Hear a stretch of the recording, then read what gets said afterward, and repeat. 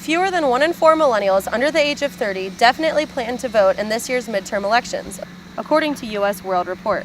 I think so many young people feel like it's not important to vote because they don't realize how much government actually affects you. Most people who are our age don't feel that they can make a difference, and it's mostly because of that they don't vote, or they're not educated about the candidates or the issues. And when you don't feel like you have an educated voice, you don't want to participate. Literally everything that you do is either directly or indirectly affected by politics.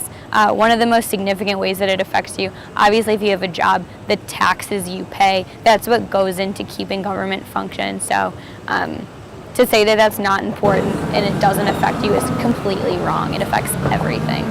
According to campusvoteproject.org, well over a quarter of college students ages 18 to 24 don't vote because they do not know where to register or they missed the deadline. No. Why not? Not registered? Why aren't you registered? If the reason for a lack of interest in the millennial generation's voting participation is something else, then a political science professor says it is a structural issue. It is the two-step process of knowing where to vote and actually knowing how to register that prevents people from voting. Once a habit is developed, people become more inclined to vote and make a difference. We elect the people who write legislation, who run our courts, who make things happen. I think that everyone should vote. I mean, it's a basic right and it literally changes everything you do, especially when you get down to the local level. It's where you live.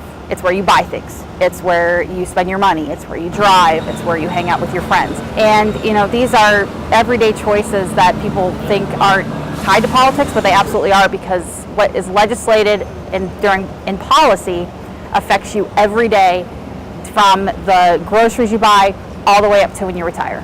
Voting locally is where voices count the most because there is no electoral college and each vote truly makes the difference. This is Jordan Simmons for WOUB News.